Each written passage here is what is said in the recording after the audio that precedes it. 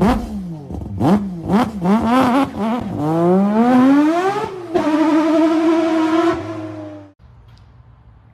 did not expect this. We're moving up in the world. I did not expect this. We're moving up in the world, dude. I came over here to just help you out with a couple of other things, and look at this. Guys, if you don't know what this is, go check it out on his channel.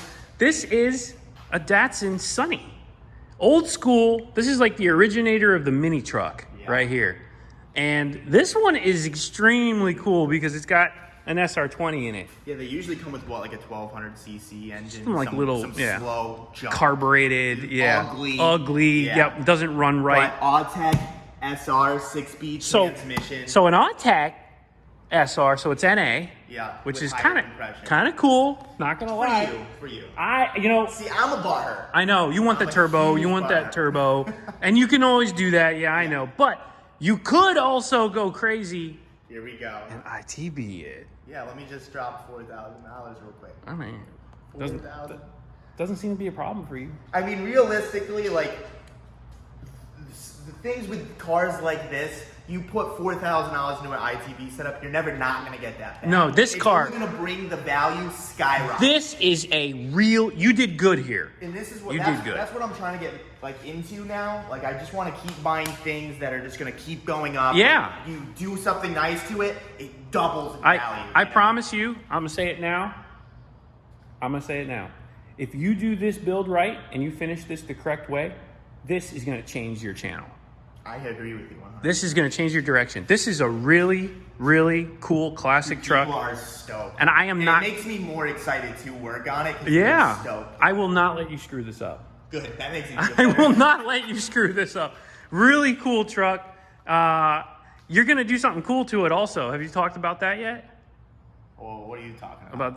Oh, yeah. You have, okay. Yeah. So Chris is going to do something really cool. With these trucks, what a lot of people do is I say a lot of people, what I've seen done, we've seen done is the Hakusuka front. Yeah, the or original Hakusuka, however they say it. Which is super cool, and that's actually the last kit and you have it in production. You have it. Ever in production. This is the last one. Yeah, I'm scared to touch them. It's right there. Oh, it's in here. So that's the hood. These are the fenders right here. I don't even like touching. Look at that. Oh my God. This is cool. Makes me uncomfortable. It's a nice. So it makes it a little bit wider too. Do you have to do like something in the rear? Oh, I see it's got they're right in the CRX. I don't want anyone touching them, so I just put them in there. Okay. I don't know what to do with them. This is so cool. Look at this titanium exhaust too. Dude, yeah. Oh my God. Big money on that. If you were to put a price on the exhaust, what would you say? $1,500? More. Full titanium like this, the way it is. Made? Dude. Did you see where it comes out? $5,000. Did you see? $5,000. That's $5,000 worth of exhaust. I promise you. Look at that makes who. Me happier. Who did it? I don't know. God, it's beautiful. It's beautiful. So anyway, huge come up, dude. I'm proud. This is a game changer. I can't wait to see where this goes. It's just so cool looking. Like it's something that you can just like grab a wheelchair real quick and just stare at. Everybody's always commenting on my channel whenever I put up your cars. Another Miata. I mean, first of all, his name is Ricer Miata. So and let's be honest. I mean, yeah, I buy a bunch of Miatas, but it's almost like a side hustle. Yeah, it is. I make good money off them. Can't argue with that. Can people hate me for making money? They can hate you, but it ain't gonna change you. That's it. Anyway, stay tuned for this. I'm really excited to see where this goes, and I'm really excited to have some kind of part in it. So just wait. I'm gonna weasel my way in somehow. You'll see. So I wanted to take a minute, and I want to talk about a subject that's been getting a little bit of heat lately, and I think it's worth mentioning. So a lot of you guys have seen what happened to Brent of PFI, and he was, I don't even know how to say this. He was punished, I guess is the best way to put it. He was punished for selling someone else's product because it was determined, like post-mortem, it was determined by an agency that the device was a emissions cheating device. And that in itself just sounds redundant and stupid if you ask me. I'm going to briefly touch on the subject because it does resonate with me, and I'm extremely upset with the way that this enforcement has been carried out. Everybody, including myself, are at risk for this type of enforcement, and I don't think that it's fair. It's just an unjust way to get money from honest people. And basically, long story short, there are parts of every car that are sold here in the US that are used for emissions purposes. Obviously, catalytic converters, O2 sensors, and things of that nature, evaporation canisters, things like that are designed to trap and contain harmful pollutants and not allow them to be reintroduced into the atmosphere. Okay, fair enough. We understand that. Now, if you take that into consideration and look at the years that have gone by, and you look at the technology and how it's changed over the years, let's say 30 years ago, cars were pretty basic. Their control systems were pretty basic. ECUs were fairly new, and the way that they were functioning was fairly new. And we're talking like 30 years ago. We're talking about when, there wasn't as much being done with closed loop tuning and things like that. So those systems, for their time, were fine. They were doing what they were designed to do. But let's fast forward to today, where those systems are 25 and 30 years old. They're getting really old, or older, even 40 years old plus now. And they're not functioning up to their maximum potential anymore. And they're actually hurting more now because the cars are running horribly. Fuels have changed over time. We have ethanol in our fuels now. We have a lot of different chemicals. The oils are different. They don't have zinc and phosphorus in them anymore. So these types of changes in technology over the years have required, I would say, a change in technology for the control systems in order to operate properly. And today's ECU technology, we'll call it aftermarket ECUs, are operating much more efficiently and allowing us to dial in these cars, which is what tuners like me and Brent and a lot of other people who are looking at fines, we do.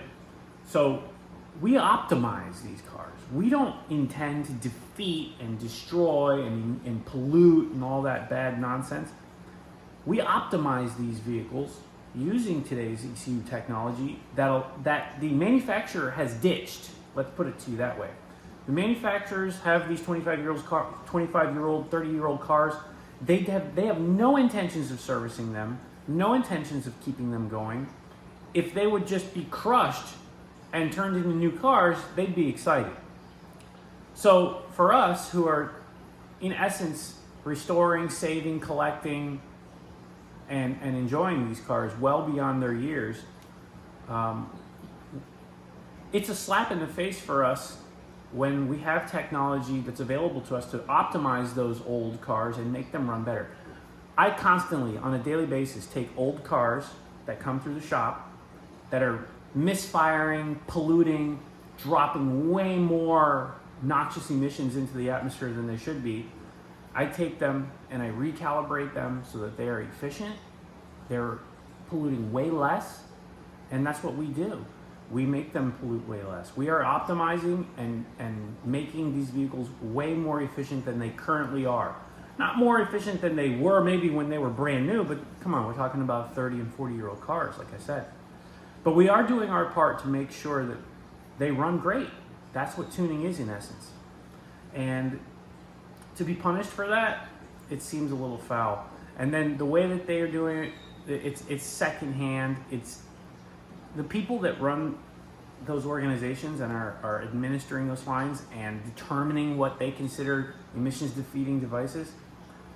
Most of them don't know how these systems work. Do they care? No, they don't care how they work.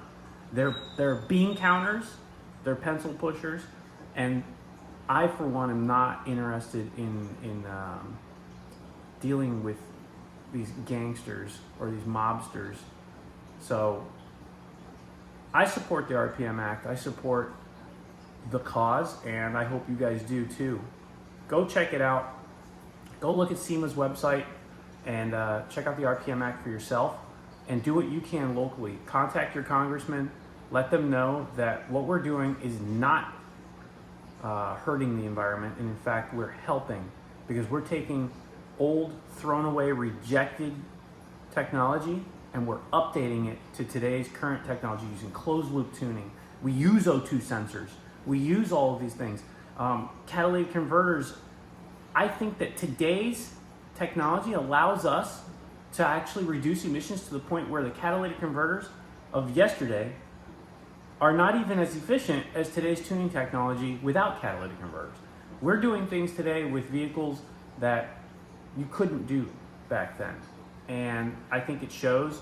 And if there was a way to prove it, then that would be even better. So let's come up with a better solution, guys. EPA, if you're watching, let's come up with a better solution than that.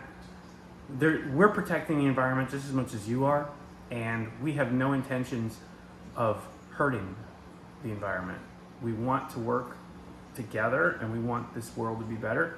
And the first step is coming up with a better plan than punishing honest people doing honest work to make the world better in the first place.